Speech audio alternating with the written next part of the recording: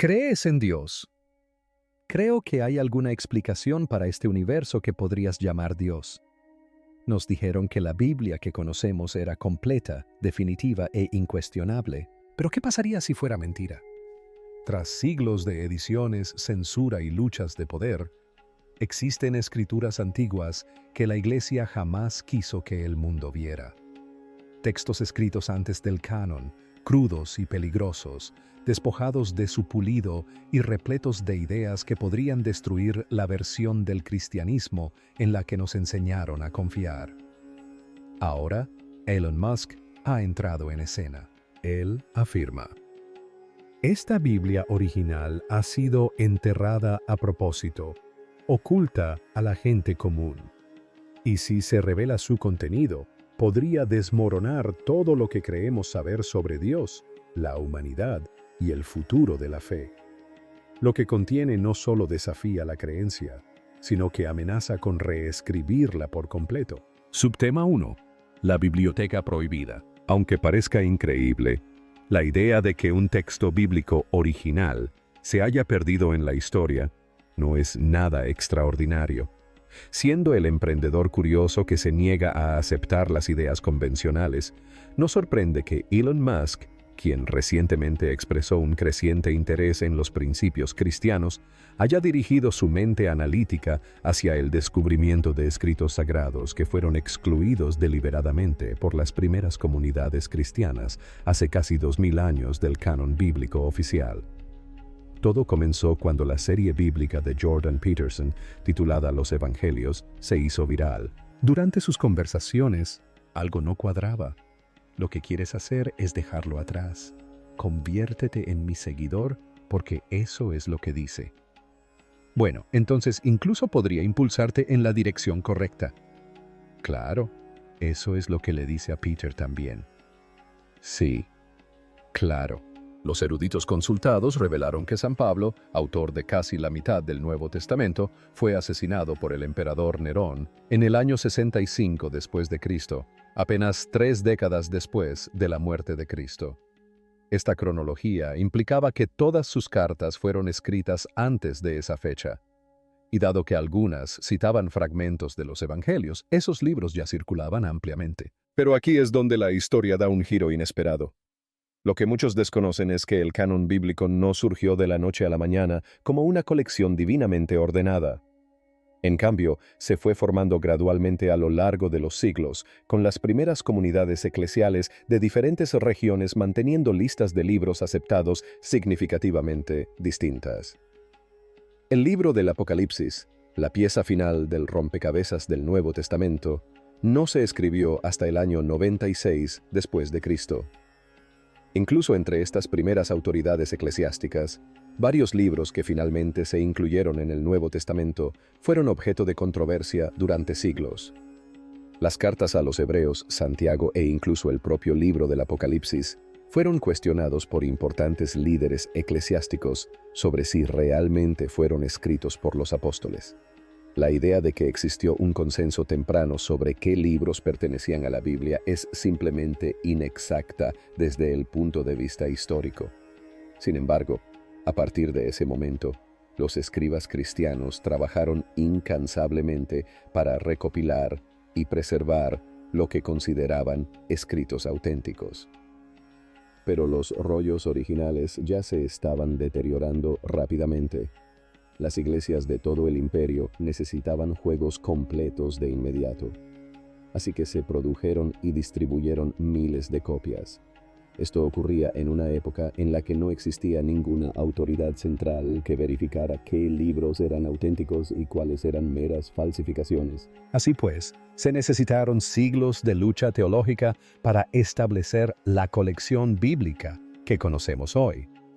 Según documentos que Elon Musk ha estado estudiando, en el año 95 después de Cristo, apenas un año antes de la publicación del Apocalipsis, Clemente de Roma, discípulo del apóstol Pedro, ya poseía 8 textos que posteriormente formarían parte del Nuevo Testamento. Una década después, Policarpo reconoció 15 libros como sagrados. 70 años más tarde, Ireneo autentificó 21 libros, mientras que Hipólito confirmó 22, y así sucesivamente. Estos escritos aprobados se convirtieron en el canon murritoriano. Pero la inquietante pregunta persiste. ¿Qué sucedió con todos los libros que rechazaron? Cientos de evangelios, cartas y libros proféticos circulaban en las primeras comunidades cristianas. El Evangelio de Tomás, el libro de Enoc, los Hechos de Pablo, el Apocalipsis de Pedro y muchos más. Para Musk, la colección Tresive de textos descartados representa fragmentos de la Biblia original, no la versión edulcorada que heredamos. Si cientos de evangelios y cartas circulaban en el siglo I, argumenta Musk, entonces el cristianismo primigenio era mucho más caótico, menos frecuente y más diverso. La cuestión no es qué se incluyó en el canon oficial, sino qué se omitió deliberadamente. La realidad sobre estos evangelios perdidos es más compleja de lo que la mayoría de la gente cree. Si bien algunos textos, como el Evangelio de Tomás, pueden conservar tradiciones de dichos primitivos, otros, como el Evangelio de Judas, fueron claramente escritos siglos después como ficción teológica. El problema ahora era que los creyentes comunes no tenían forma de distinguir entre los escritos apostólicos auténticos y los demás. Tenían que confiar en los líderes de la Iglesia que afirmaban tener autoridad especial para tomar estas decisiones sin saber si dichos líderes tenían sus propios intereses. Debido a esta crisis, Musk explicó que la primera gran controversia sobre la Biblia original comenzó en algún momento del siglo II. Desesperado por evitar la fragmentación total del cristianismo, Eusebio, el historiador y obispo de Cesarea, escribió exhaustivas obras históricas tratando de justificar qué libros merecían formar parte de las Escrituras. Organizó los libros en 3 categorías que denominó canónicos, disputados y rechazados. Los libros canónicos eran aquellos aprobados por los primeros líderes de la Iglesia que habían conocido personalmente a testigos de Jesús y los apóstoles. Los libros en disputa fueron respaldados solo por algunos de los primeros padres de la Iglesia y no todos estaban de acuerdo sobre si eran auténticos o falsos, incluyendo escritos como el libro del Apocalipsis. Los libros rechazados fueron aquellos expuestos como fraudulentos por los primeros líderes que conocieron personalmente a los apóstoles. Luego, posteriormente, Jerónimo aportó mayor claridad al traducir los textos aprobados al latín, y sus selecciones se convirtieron en la base de los textos bíblicos que leemos hoy. Pero esto es lo que aún preocupa a la mayoría de los eruditos. Jerónimo, originario de Belén, tuvo acceso a manuscritos hebreos y griegos que ya no existen. ¿Y si las verdaderas enseñanzas de Jesús ya estaban siendo sistemáticamente eliminadas cuando Jerónimo comenzó su labor de traducción? Elon Musk plantea la pregunta obvia que nadie quiere afrontar. Si tantos textos circulaban en la época de los apóstoles, ¿quién decidió cuáles se podían leer hoy? ¿Y por qué deberíamos confiar en que tomaron las decisiones correctas? La respuesta te dejará atónito. Segundo subtema: la apuesta del emperador. La sangre aún estaba fresca en la armadura de Constantino cuando tomó la decisión que transformaría el cristianismo para siempre. Era el 28 de octubre del año 312 D.C. La batalla del Puente Milvio acababa de terminar con la muerte de su enemigo Magencio, quien se ahogó en el río Tíber. Constantino estaba convencido de que el Dios cristiano le había concedido la victoria tras haber tenido una visión de una cruz de luz con las palabras: «Con este signo vencerás», antes de la batalla. Entonces se convirtió al cristianismo. Pero antes de esto, Roma había librado una guerra brutal contra los cristianos durante 3 siglos. Bajo el emperador Nerón, fueron quemados vivos como antorchas humanas. Bajo Deio y Diocleciano, se emprendieron feroces campañas para destruir las comunidades cristianas y quemar sus escrituras sagradas. La matanza fue tan feroz que los historiadores creen que colecciones enteras de escritos apostólicos auténticos desaparecieron para siempre durante estas persecuciones. Sin embargo, La conversión de Constantino no se trató realmente de fe, sino de poder. El hombre que afirmaba tener visiones divinas antes de la batalla ni siquiera fue bautizado hasta que estaba muriendo 25 años después. Durante la mayor parte de su reinado, siguió siendo adorador de Sol Invictus, el dios Sol. Simplemente vio que el cristianismo se estaba convirtiendo en la fuerza religiosa dominante en el imperio y que aliarse con él le brindaría enormes ventajas políticas. Musk considera la jugada de Constantino brillante, pero aterradora a la vez. Constantino en realidad no se convirtió al cristianismo. Musk explica que lo adquirió como cualquier hombre de negocios inteligente. Vio hacia dónde se dirigía el mercado y se posicionó para obtener la mayor parte y controlarla. Pero he aquí una verdad interesante. Como no estaba completamente integrado, hizo todo lo necesario para preservar lo que ahora llamamos el Nuevo Testamento. Luego, hacia el año 325 después de Cristo, las crecientes divisiones entre los cristianos amenazaron la visión de Constantino de gobernar toda Italia. No podía permitir que facciones cristianas rivales socavaran su autoridad. Así que creó el Consejo de Nia para resolver estas disputas de una vez por todas. Simplemente estaba decidiendo qué versión del cristianismo sobreviviría y cuál sería eliminada para siempre. El Concilio de Nica estableció el Credo Naine, pero, más importante aún, sentó el precedente de que las autoridades políticas podían determinar la verdad religiosa. Los obispos que asistieron no eran teólogos independientes. Eran invitados de Constantino, dependientes de su favor para sus cargos y sus vidas. La primera lista completa de los 27 libros del Nuevo Testamento que conocemos hoy no apareció hasta el año 367 después de Cristo en una carta escrita por Atanasio de Alejandría. Esto fue décadas después de la muerte de Constantino y más de 40 años después del Concilio de Nica. Pero aquí está la pregunta que debería aterrorizar a los cristianos. ¿Cuántos escritos apostólicos auténticos fueron excluidos deliberadamente por no alinearse con la agenda política de Constantino? Sabemos que docenas de evangelios y cartas circulaban en el siglo IV. Sabemos que algunos afirmaban tener autoría apostólica y fueron aceptados por grandes comunidades cristianas. Pero también sabemos que Constantino y sus obispos tenían el poder de declarar herético cualquier texto inconveniente y ordenar su destrucción. La aterradora realidad es que el cristianismo que Constantino legalizó podría ser completamente diferente de lo que Jesús realmente enseñó.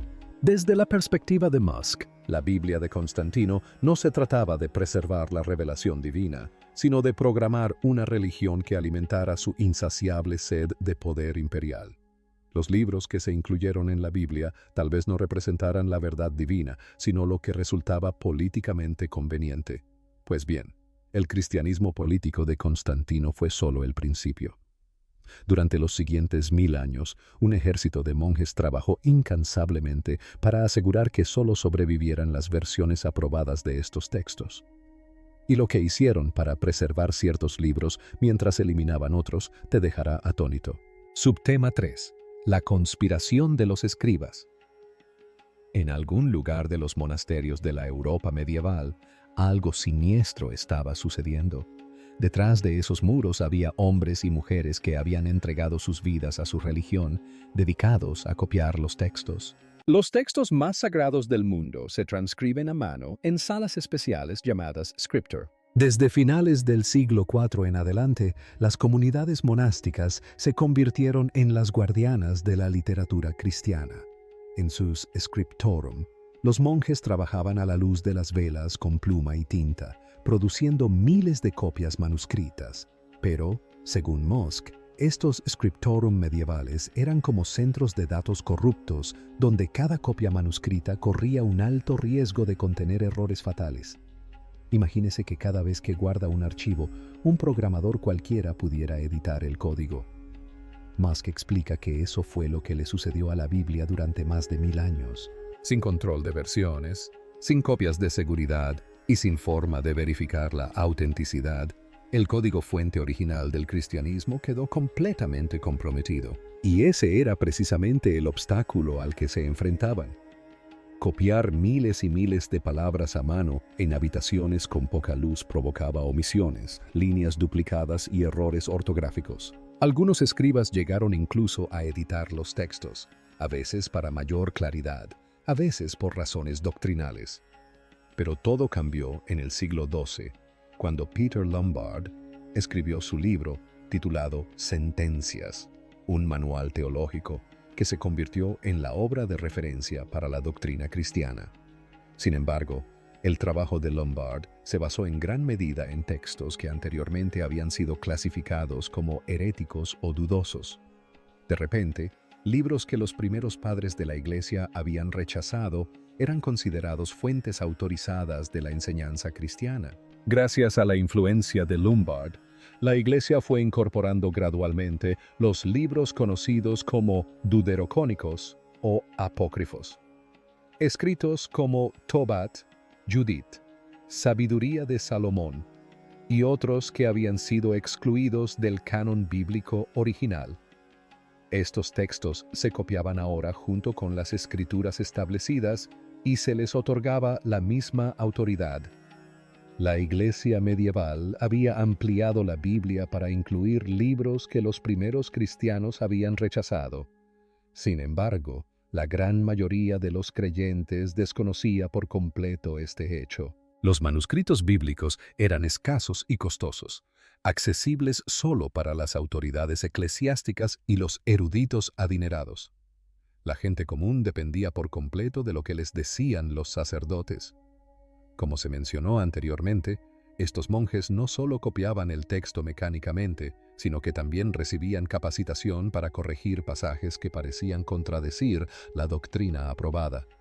Esto ocurría con tanta frecuencia que comenzaba a aparecer una campaña coordinada para manipular la verdad y asegurar que solo las versiones de la verdad cristiana aprobadas por la Iglesia perduraran hasta la era moderna. Cada manuscrito que pasaba por los scriptorum monásticos era potencialmente alterado para apoyar la versión institucional del cristianismo. Pero esto estaba a punto de enfrentarse a su mayor desafío. Un monje y profesor alemán comenzaba a sospechar de la manipulación de los textos sagrados por parte de la Iglesia. Su investigación sacaría a la luz siglos de engaño. Su nombre era Martín Lutero. Curiosamente, lo que descubrió Martín Lutero fue tan impactante que ni siquiera él podía imaginar la magnitud de lo que se había ocultado a los creyentes. ¿Podría la búsqueda de la verdad de un solo hombre derribar una institución que había controlado la información durante más de 1000 años? La revolución que se avecinaba destrozaría la meticulosa red de control que los monasterios habían tejido en torno a la verdad cristiana, pero también revelaría que la corrupción era mucho más profunda de lo que nadie se había atrevido a imaginar. Subtema 4. La revelación del reformador. Los golpes del martillo resonaron en Wittenberg cuando Martín Lutero clavó su tesis número 95 en la puerta de la iglesia del castillo el 30 y 1 de octubre de 1517. Quería que todo erudito que entrara en la iglesia al menos le echara un vistazo. Pero no se trataba solo de quejas sobre la corrupción de la iglesia. Eran los primeros disparos en una guerra sobre la cuestión más peligrosa del cristianismo. ¿Qué decían realmente los textos bíblicos originales? Lutero estaba furioso porque había descubierto que la Iglesia utilizaba como escrituras libros que nunca habían sido aceptados por los primeros cristianos. Los libros deuterocónicos que los monasterios medievales habían añadido discretamente al canon bíblico se usaban para justificar prácticas que contradecían la clara enseñanza de los auténticos escritos apostólicos. ¿Cómo habían adquirido tal autoridad estos textos cuestionables? Pero el descubrimiento de Lutero fue mucho más importante. Había tenido acceso a manuscritos griegos del Nuevo Testamento más antiguos y fiables que cualquier cosa que utilizara la Iglesia romana. Estos manuscritos revelaron que pasajes clave utilizados para apoyar la autoridad papal El purgatorio y la salvación por las obras estaban mal traducidos o directamente ausentes de los textos más antiguos. Los líderes de la iglesia estaban aterrorizados.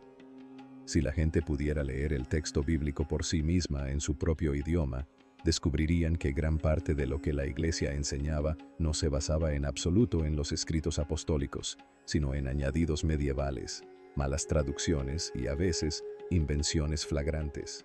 Cuando la Iglesia declaró a Lutero proscrito, se embarcó en el proyecto de traducción más peligroso de la historia. No se limitaba a convertir el latín al alemán, sino que recurría a los manuscritos más antiguos disponibles para recuperar lo que los autores bíblicos habían escrito realmente. En lugar de aceptar el canon bíblico ampliado por la Iglesia, volvió a los 66 libros originales que habían sido aceptados por las primeras comunidades cristianas. Tradujo los libros canónicos del Dudero por separado, indicándoles claramente que eran útiles para la lectura, pero no fundamentales para la doctrina. La invención de la imprenta amplificó aún más la obra de Lutero.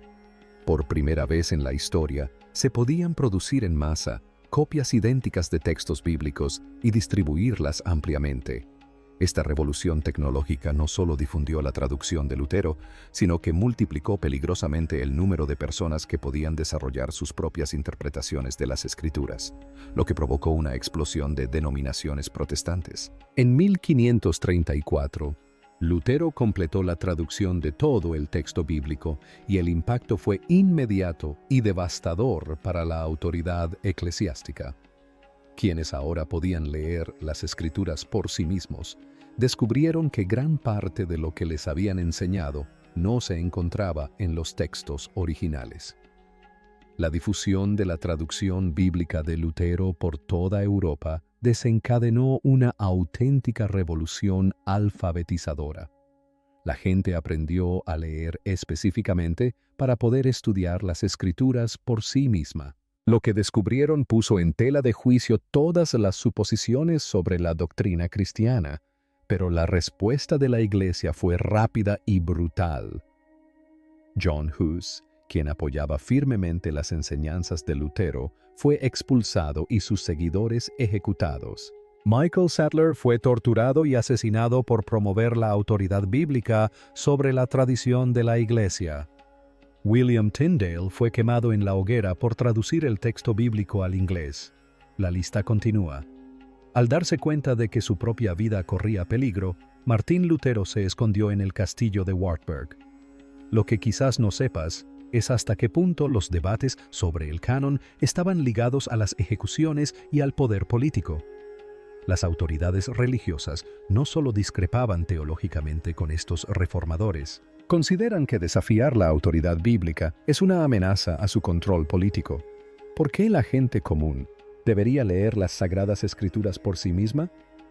Era una cuestión de vida o muerte. Lutero y otros reformadores utilizaban la crítica textual y el análisis histórico para exponer siglos de manipulación. Mientras tanto, las autoridades eclesiásticas recurrían a la violencia para proteger su versión de la verdad cristiana. Pero Musk fue aún más allá. Plantea la incómoda pregunta que ni siquiera Lutero pudo responder. Cada reformador cree haber encontrado la verdad original, pero si todos discrepaban sobre qué libros eran importantes, entonces ninguno tenía acceso al verdadero código fuente. Lutero pudo haber sido un brillante disruptor, pero seguía trabajando con información corrupta. El propio Juan Calvino desarrolló la doctrina de la inerrancia bíblica, la creencia de que los manuscritos originales no contenían ningún error. Los seguidores de Calvino comenzaron a considerar los 66 libros como perfectos y completos, rechazando cualquier sugerencia de que se hubieran perdido o suprimido escritos apostólicos auténticos. Para 1826, las sociedades bíblicas protestantes dejaron de imprimir los libros duerónicos por completo, volviendo al canon original de 66 libros que los primeros cristianos habían reconocido. Llegado este punto, quizás se pregunte, si la Iglesia se equivocó sobre qué libros pertenecían al canon bíblico, ¿en qué más podría haberse equivocado? ¿Qué otros escritos apostólicos auténticos podrían estar esperando ser redescubiertos? La respuesta vendría del lugar más inesperado imaginable. Subtema 5. Los rollos del Mar Muerto. Era 1947 y un joven pastor beduino que buscaba su cabra perdida cerca de Cumán acababa de hacer el descubrimiento que cambiaría todo lo que creíamos saber sobre el texto bíblico. Pero lo que encontró en esa cueva, dentro de una vieja vasija de barro, no eran solo manuscritos antiguos. Era la prueba de que la Iglesia había estado ocultando la verdad sobre el canon bíblico original durante casi 2000 años. Los rollos del Mar Muerto no eran simples libros antiguos. Eran cápsulas del tiempo de antiguos grupos judíos conocidos como los esenios del siglo I, que contenían los manuscritos bíblicos que las comunidades judías leían en la época de Jesús. Los textos bíblicos hebreos hallados en Cumán eran idénticos en más del 95% a las traducciones modernas. Libros como Isaías presentaban un texto prácticamente idéntico al de manuscritos creados más de 1000 años después, lo que demuestra la extraordinaria precisión de los escribas judíos al copiar textos sagrados. Sin embargo, ese 5% restante correspondía a errores ortográficos y diferencias teológicas que tendrían enormes repercusiones en la doctrina cristiana. Aún más inquietante resulta que la comunidad cumana hubiera conservado varios de los libros canónicos del Dudero que las iglesias protestantes habían rechazado. El libro de Ciro, la carta de Jeremías y fragmentos de otros textos que las primeras comunidades judías consideraban claramente escritura sagrada. Pero si estos antiguos judíos consideraban estos libros como escritura sagrada, ¿por qué los cristianos posteriores los rechazaron? Como se puede observar, la inclusión de obras apócrifas entre los rollos del Mar Muerto demuestra que estos textos eran valorados y estudiados en las antiguas comunidades judías, aunque no se consideraran equivalentes a la Torá o a los escritos proféticos. Su presencia sugiere una comprensión más matizada de la autoridad religiosa que la que sugieren los debates cristianos posteriores sobre textos canónicos y no canónicos. Por lo tanto, si las auténticas comunidades judías del siglo I poseían textos sagrados que no forman parte de nuestro canon bíblico, entonces nuestra comprensión de lo que constituye la escritura original podría ser fundamentalmente errónea. La Iglesia tendría mucho que explicar. Para Elon Musk, los rollos del Mar Muerto fueron la prueba irrefutable perfecta. Que la Biblia original era mucho más extensa y diversa de lo que cualquier iglesia moderna quiere admitir. Aquí tenemos comunidades religiosas del primer siglo con acceso a libros y cartas que nuestra supuesta Biblia completa ni siquiera menciona. Musk argumenta, si estas personas leían textos sagrados de los que nunca hemos oído hablar, entonces nuestra Biblia no es original. Es una compilación muy editada. Aún más sorprendente es lo que revelan los pergaminos sobre el proceso de formación del canon. La comunidad cumana no tenía un canon bíblico fijo. Poseían una colección fluida de escritos sagrados que incluía libros que reconocemos, libros que hemos rechazado y libros que se han perdido por completo en la historia. Pero quizás lo más significativo de todo es que los rollos del Mar Muerto demuestran que en el siglo I circulaban versiones alternativas de los libros bíblicos. Algunos rollos contienen versiones ampliadas de libros canónicos con capítulos y versículos adicionales. Otros contienen versiones completamente diferentes de historias conocidas con énfasis teológicos alterados. La pregunta aterradora es esta. Si en el siglo I existían múltiples versiones de libros bíblicos, ¿cómo sabemos que la Iglesia seleccionó las versiones correctas para incluirlas en el canon oficial?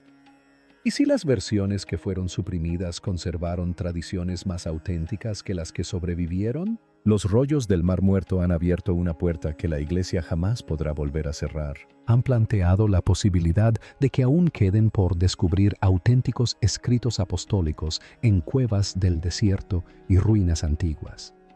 Pero lo más inquietante es que la Iglesia siempre lo ha sabido. Han tenido acceso a evidencia arqueológica y hallazgos de manuscritos que demuestran que el canon bíblico está incompleto. Sin embargo, han continuado enseñando que los 66 o 73 libros representan la revelación completa de Dios a la humanidad. Hoy en día, 3.000 millones de personas se autodenominan cristianas, pero es posible que sigan una religión que guarda poca semejanza con las enseñanzas de Jesús. El texto bíblico, disponible en más de 400 traducciones al inglés a partir de más de 20 fragmentos de manuscritos antiguos, representa uno de los textos mejor documentados de la historia de la humanidad. Sin embargo, esa misma evidencia demuestra que nuestro canon bíblico está incompleto, alterado y posiblemente corrompido hasta ser irreconocible. Los libros del Nuevo Testamento rechazados, el Evangelio de Tomás, el Evangelio de María y los Hechos de Pablo, fueron desestimados por las autoridades eclesiásticas no porque se demostrara su falsedad, sino porque desafiaban las estructuras de poder institucionales. Los libros del Antiguo Testamento rechazados se enfrentan a problemas similares. El libro de Tobat, el segundo de Macabeos y la sabiduría de Salomón fueron excluidos de las Biblias protestantes no por ser históricamente poco fiables, sino porque apoyaban prácticas como las oraciones por los muertos y la salvación mediante obras de caridad, que desafiaban las enseñanzas del canon bíblico oficial. Pero los rollos del Mar Muerto han destrozado la narrativa de la Iglesia sobre la autoridad bíblica. Estos manuscritos demostraron que las antiguas comunidades judías poseían una colección de textos sagrados mucho mayor de la que reconocen los cánones bíblicos modernos. Tenían libros de los que nunca habíamos oído hablar. Versiones alternativas de libros que creemos conocer. Lo más significativo es que Elon Musk reconoce que esto no es solo una cuestión histórica o teológica, sino un patrón que se repite a lo largo de la civilización humana. Las instituciones poderosas suprimen sistemáticamente la información que amenaza su autoridad. Musk ve la supresión de estos textos como parte de un patrón más amplio que ha presenciado a lo largo de la historia de la humanidad, desde gobiernos que censuran datos inconvenientes hasta plataformas tecnológicas que controlan el flujo de información. Explica que el mismo instinto que impulsa a las instituciones modernas a ocultar verdades incómodas fue lo que llevó a la Iglesia primitiva a enterrar la Biblia original. Sabían que si la gente tuviera acceso a la información completa, su versión de la realidad se derrumbaría. La verdad está ahí fuera, enterrada en cuevas del desierto y oculta en bibliotecas antiguas, esperando que la tecnología y la curiosidad humana la liberen. Y cuando eso suceda, no solo podría cambiar el cristianismo, sino todo. ¿Qué opinas? ¿Son estos textos, suprimidos, el fundamento auténtico de la espiritualidad humana que estas instituciones han ocultado durante siglos? ¿O deberíamos confiar en que las autoridades religiosas han conservado únicamente lo que necesitamos saber? Nos encantaría conocer su opinión en la sección de comentarios.